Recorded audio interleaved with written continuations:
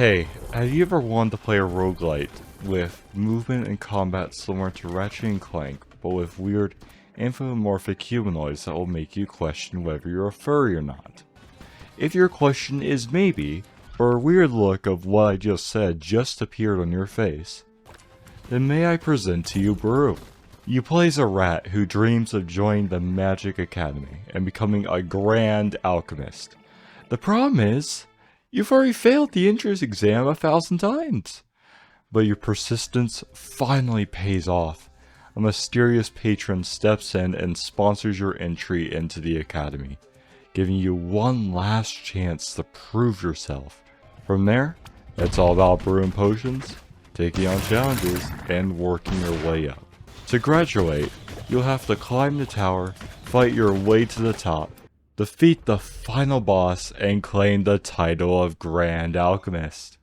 It's also structured a bit like Hades, where each recurring boss acts as the exam for that stage. At the end of a run, you're graded on your performance, and the game even tracks how long it took you to clear each level. Something I could definitely see appealing to speedrunners. Now the gameplay, that is where Brew really shines. The potion combat is unique, fast, and honestly the thing that kept me locked in most of the time. As you progress, you start unlocking the ability to mix and match potions with different effects, and some ingredients are tied to the social gift system. It's simple, and you're out here loading potions into a gun, throwing bottles like a tiny medieval bartender with anger issues, and chugging mysterious liquids for speed boosts that probably aren't FDA approved. But it lets you build out a playstyle that actually feels like yours. One thing Brew doesn't do super well, especially early on, is explaining its systems. None of the mechanics are actually difficult, but the game kind of assumes you'll figure them out yourself. The first hour has a bit of a learning curve, where you're piecing things together because the tutorials are either vague or just not really there. Vending machines let you buy potion status effects for a short period. You'll be buying new rooms and potion recipes from the shop, which is great early on, but after that you're basically drowning in medallions with nothing meaningful to spend them on. For most of the game, all you can really do is reset skills or buy hats. It would have been nice if those extra medallions could go towards XP or give you some kind of a boost during a run, because otherwise they just sit there. You've also got 3 skill trees, one for max health, one for damage, and one that alters things like resources you start with before a run. There's also more beyond that, but XP comes in pretty slow, so it takes a while before these trees fully come online. For the first 4 or 5 in-game days, the Academy tries to give you new interactions, but the game never fully commits to it. It seems like it's just meant to introduce new characters, but the problem is the characters aren't that interesting to begin with. The only real reason to talk to them is to give them something that raises their likeness towards you, so you can unlock an ingredient later or a new badge. And even when you do gift them something, it's not like they suddenly have new dialogue or new scenes. Speaking of which, with the scenes or big actions between characters, it's nothing but text prompts and reactive faces.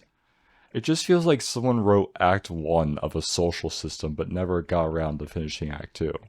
One system I did like was the cauldrons. Normally when you die you lose all your resources, but cauldrons let you bring items back one at a time.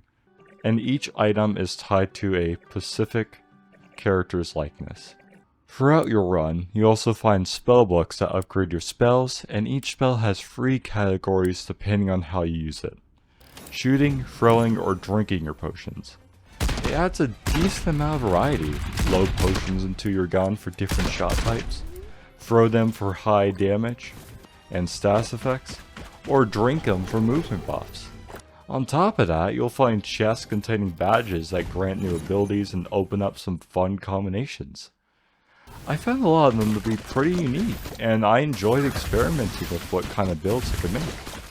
like letting enemies get gunned down by smiting them with lightning.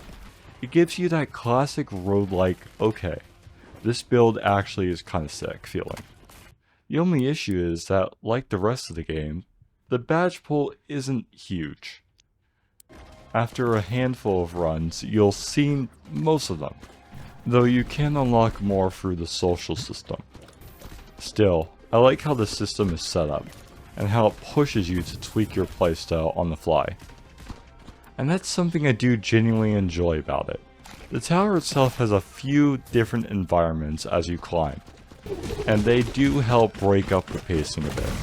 Each floor has its own enemy layout and visual themes, and it's enough variety to keep the early and mid-game feeling fresh. The problem is that once you've seen each biome a couple of times, and I found the rooms or layouts don't really change either, the variety is there, just not enough to carry long-term replayability. There are also small food items that give tiny stacking buffs, parkour challenge rooms, and a handful of other side activities sprinkled throughout your climb up the tower. Outside the main combat, I found the boss fights genuinely enjoyable. The final two bosses especially are intense, borderline unfair with how much they throw at you, but in a good way that keeps you on your toes. The mini-bosses don't take it easy on you either, as long as you learn their choreography. The downside is the game becomes repetitive pretty quickly, within your first few runs depending on your progress and skill. You've basically seen most of what Brew has to offer. Look, I found Brew to be a fine game overall.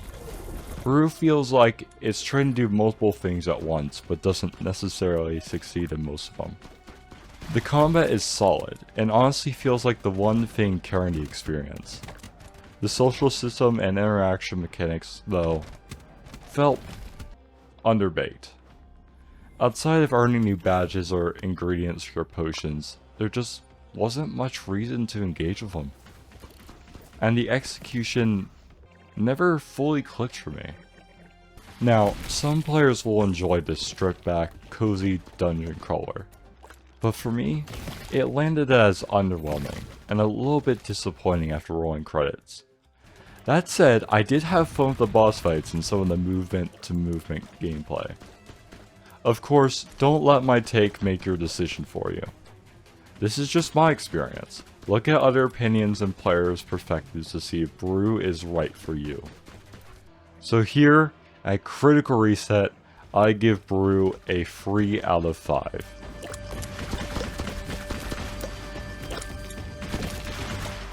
I'm Red, this is Critical Reset, where every game gets a second look.